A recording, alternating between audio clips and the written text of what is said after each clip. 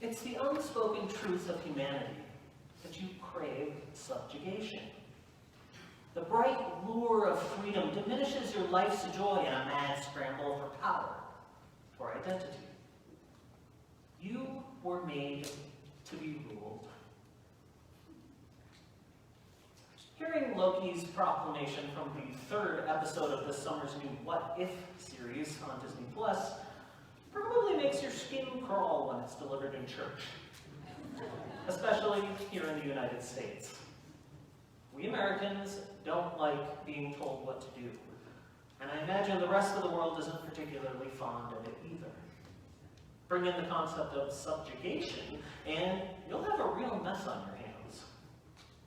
We hold our ideas of freedom dear, and many of us go to rather extreme measures to express them, sometimes even to our own harm.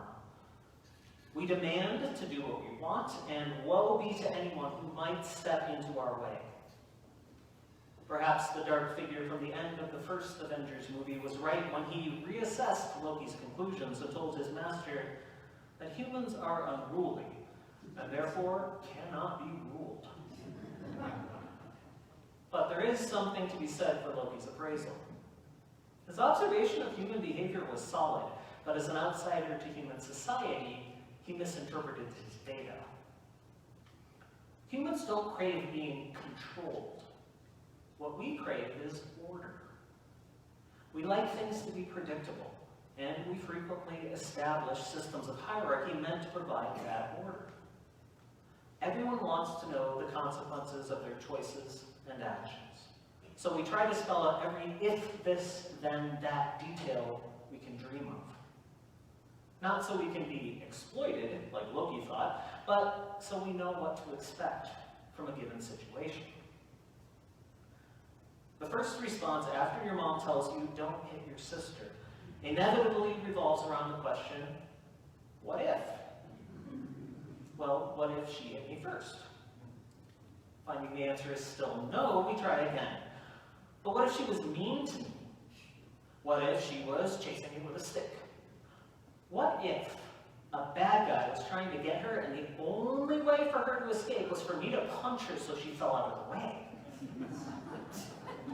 No matter how clear we make our initial statements, how carefully we devise our structures and rules, or how thoroughly we define our terms, we begin to imagine, and if we're honest, hope for, new exceptions, each leading us to a fresh multiverse of what-ifs. As our search for loopholes and inconsistencies keeps feeding itself, eventually our hierarchy becomes so complex that it's hard to find our way back to the idea behind the original statement. In our quest to understand comparative scales of importance, to organize the perfect decision tree, we often end up undermining the very thing we were trying to clarify in the first place. Just before this morning's reading, Jesus spent the day parrying questions with representatives of various points on the religious and political spectrum of then current Jewish thought. What if I don't want to pay taxes to our oppressive foreign government? What if someone was legitimately married half a dozen times under the Torah? After hours of listening to debates about the intricacies of laws, instructions, interpretations, and customs, it shouldn't come as too much of a surprise when an astute audience member finally pipes up with, well then, which commandment is first of all? The question isn't unreasonable. Rabbinical lore identifies at least 613 commandments in the first 5 books of the Hebrew Bible alone. It's hard for most of us to process that many rules in one lump, so narrowing it down is a significant task. Recognizing it as sincere, but realizing how charged and dangerous this particular question could become, Jesus does a quick sidestep and responds with 2 answers. In doing so, he sets up the simple hierarchy we still hear people proclaiming in churches and on Christian radio. Love God and love your neighbor. Or does he? We can certainly read Jesus' words as a statement of order, a way to resolve the what-ifs that might come up in day-to-day life. What if helping my neighbor means I have to miss Bible study? What if I have to choose between feeding a hungry person or giving some money to a special mission project? What if my commitment to God forces me to mistreat someone else? In the end, most of these what-ifs come down to a single question. What if I have to choose between loving God and loving my neighbor? The standard answer is the hierarchical one. Back in Sunday school, my teachers explained that our choices should follow the pattern of joy. Jesus first, others second, and you last. Overall, it's a simple tool, and it's handy enough in most situations. But I don't quite think that's what Jesus had in mind. That's because the Great Commandment isn't an either-or. Technically, it's not even a both-and. It isn't an ordered list or any kind of decision hierarchy. It's a restatement. Loving God doesn't just look like loving your neighbor. Loving your neighbor is loving God. You'll never find yourself in a what-if situation while following the Great Commandment because there is no conflict to be found within it. No crack just waiting to split off into an entirely new reality. If you love God, you will love your neighbor. And by loving your neighbor, you are loving God.